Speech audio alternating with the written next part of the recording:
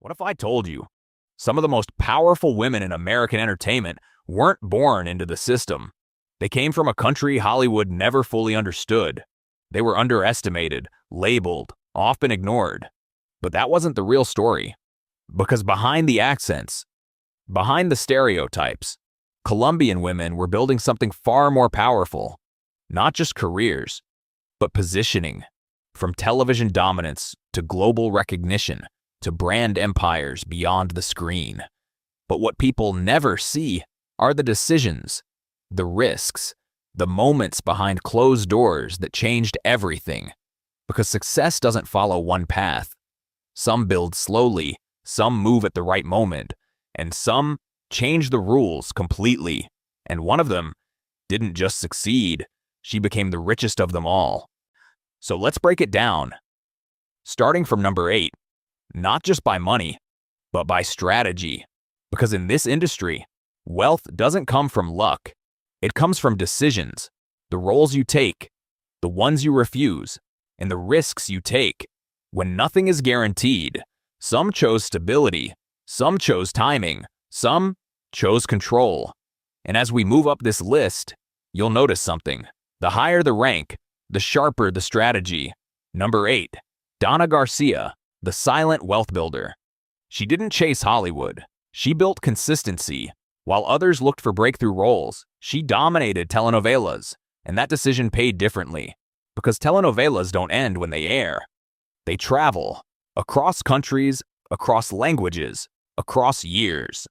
One role becomes multiple revenue streams, quietly, while others chased visibility. She built income. Predictable, sustained, global. But consistency alone doesn't create dominance, because the industry was shifting, and the next actress moved with timing. Number 7, Paulina Gaitán, the streaming era strategist. She didn't arrive first. She arrived at the right moment, streaming. While traditional television still looked strong, a new system was forming, and when it exploded globally, she was already inside it.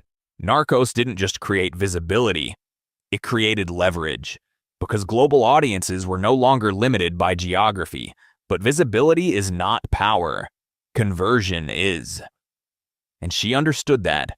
She used momentum, not as a peak, but as positioning, staying aligned with global platforms, staying visible across cycles, building continuity because of streaming.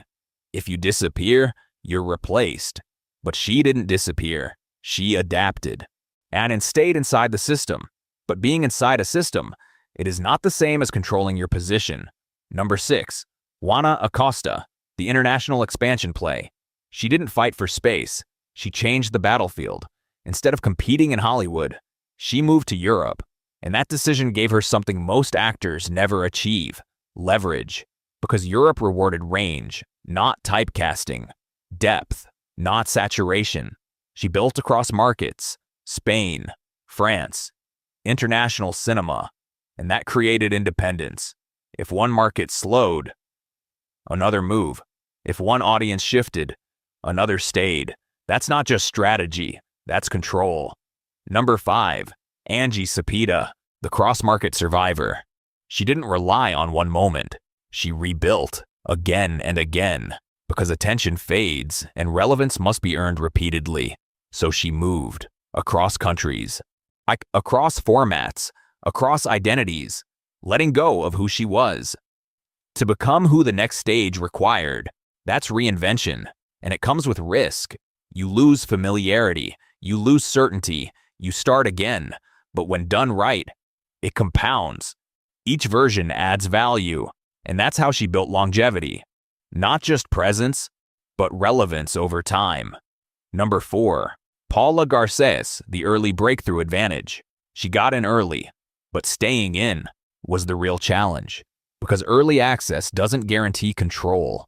It creates pressure, fewer opportunities, higher consequences, and no room for mistakes.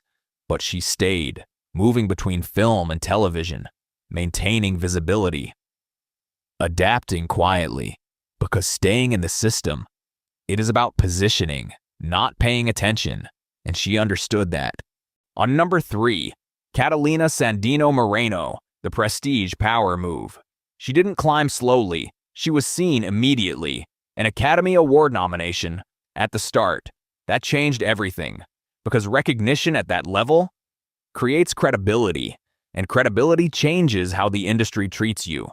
She didn't chase visibility. She protected her position, choosing depth over volume, respect over exposure, but respect alone doesn't create dominance, because the top level isn't about recognition, it's about influence. Because the top two didn't just earn respect, they built influence, and influence changes everything. Because now, you don't just participate in the system, you shape it. Number 2, Sofía Carson, the modern brand architect. She didn't just build a career, she built a brand. Disney wasn't the destination, it was the foundation.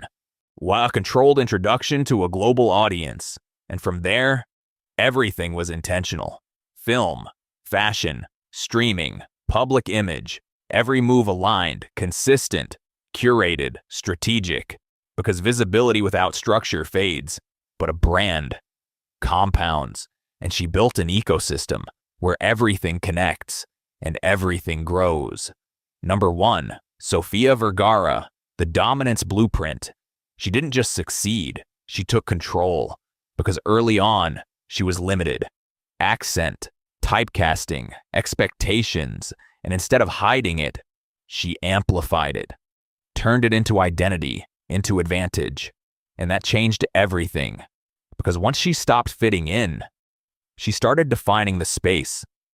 Modern Family gave her visibility, but she turned it into leverage. Negotiating, expanding, building beyond acting, into business, into endorsements, into ownership. Because real power is not tied to one role. It's diversified, controlled, independent. Her wealth wasn't about status, it was about freedom, and that's what separated her. While others built careers, she built leverage. While others gained visibility, she turned it into power. And at that level, you don't compete, you define the game. 8 women, 8 strategies, 8 different paths into a system that was never designed for them. Some built slowly, some moved at the right moment, some expanded beyond it, some endured, but only one mastered it completely. Because this was never just about money, it was about independence, power, identity, and control. Because once you reach that level, you don't chase success, you manage it, and that changes everything. If you respect women who turn pressure into power, subscribe. Because stories like this deserve to be told.